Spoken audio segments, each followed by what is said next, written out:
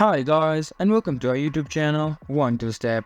Today I'm here with another new video to show you guys on how you can see the accounts that you have blocked from your Instagram on your PC. Now to do so, just follow some simple steps that I will show you on this video. First of all, you just have to open up your Instagram on your PC. After you do so, you just have to be on the home page of Instagram, and on the left side of your screen you can see an option for more on the bottom side.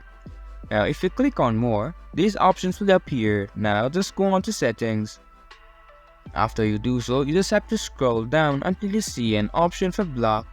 If you click on this, on the right hand side you can see all the accounts that you have blocked on your Instagram. And now if you want to unblock them, you can also just click on this unblock button and the accounts will be unblocked and you can message them again.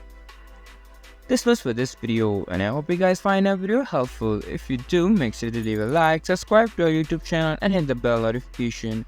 And don't forget to drop a comment for reviews and for more content like this.